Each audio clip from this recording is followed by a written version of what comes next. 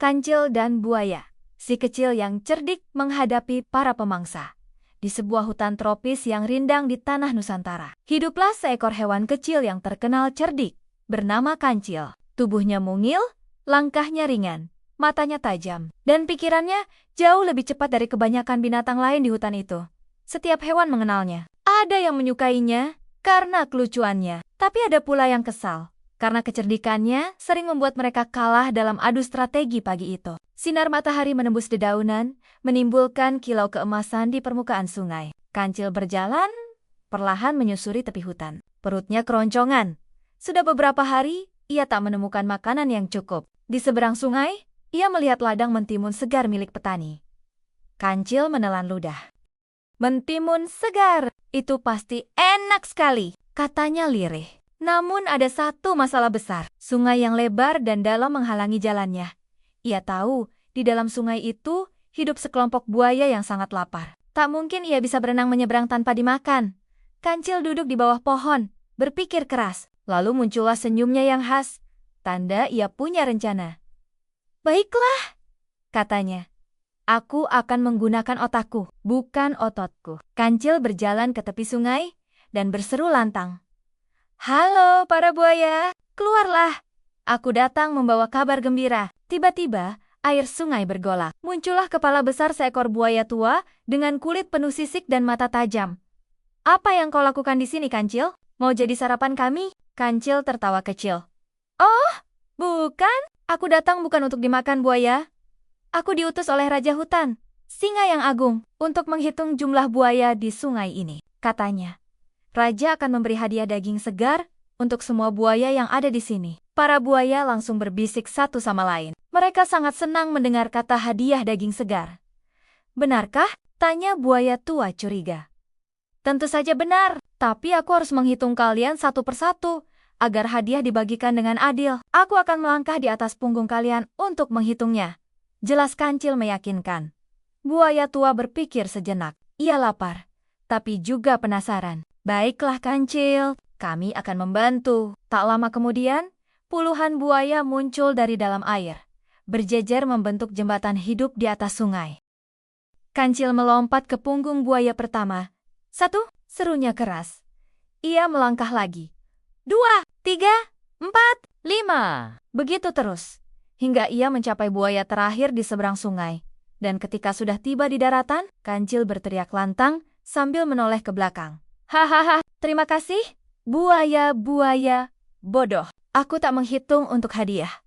Aku menghitung agar bisa menyeberang. Para buaya menggeram marah, tapi mereka tak bisa mengejarnya, karena Kancil sudah berlari cepat menuju ladang mentimun.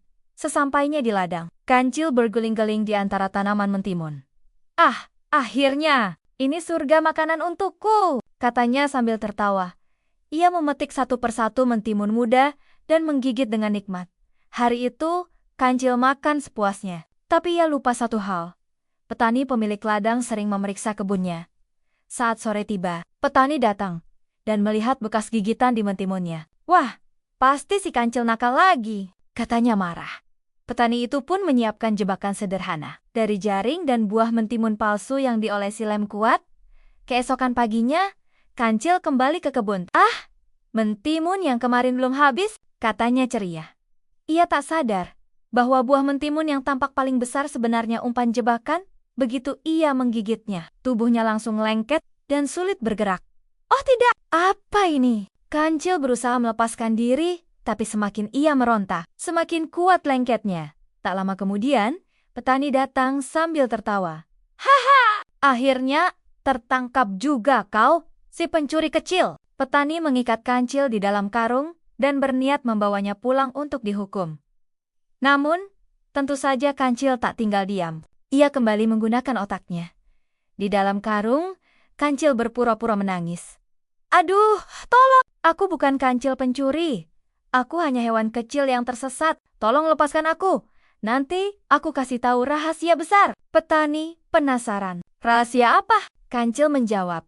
Ada emas di sungai tempat aku tadi minum. Banyak sekali. Tapi hanya aku yang tahu letaknya. Petani yang serakah langsung percaya. Ia pun membuka karung itu. Begitu terbuka sedikit saja, Kancil melompat keluar dan lari secepat angin. "Terima kasih, Pak Petani. Lain kali, jangan mudah percaya," teriaknya sambil berlari ke dalam hutan.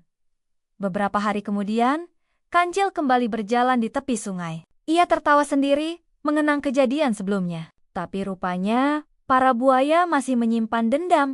Ketika Kancil mendekati tepi sungai, seekor buaya muda berkata, "Hai Kancil, kami sudah tidak marah lagi. Sungai ini aman untukmu." Kancil menatap curiga. "Benarkah?" "Tentu saja. Kami bahkan ingin minta maaf padamu. Ayo turun. Kami ingin memberi hadiah." Kancil pura-pura percaya. Ia mendekat, tapi ia tahu sesuatu tidak beres. Saat ia menunduk ke air, ia melihat bayangan puluhan buaya yang bersembunyi di bawah permukaan. Kancil langsung tertawa. "Hahaha, kalian pikir aku mudah tertipu lagi? Kalian memang buaya, selalu lapar dan licik, tapi tidak lebih cerdik dariku." Ia pun berlari meninggalkan sungai sambil bersiul riang. Sejak hari itu, nama Kancil makin terkenal di hutan. Ia menjadi simbol kecerdikan dan kejelian. Namun, banyak pula hewan yang mulai berhati-hati dengannya. Karena di balik kepintarannya, ia kadang suka mempermainkan orang lain. Dan di bawah langit senja, Kancil menatap sungai sambil tersenyum. Ia berbisik pada dirinya sendiri. Dalam hidup ini, kita boleh kecil. Tapi kalau kita cerdik dan hati-hati, kita bisa mengalahkan siapapun, bahkan buaya yang besar sekalipun. Demikianlah kisah Kancil dan buaya. Sebuah dongeng abadi dari Nusantara yang mengajarkan bahwa kecerdikan seringkali lebih kuat daripada kekuatan fisik. Namun, kita juga harus ingat, jangan gunakan kecerdikan untuk menipu atau menyakiti orang lain. Gunakanlah akal dan kepintaran untuk kebaikan.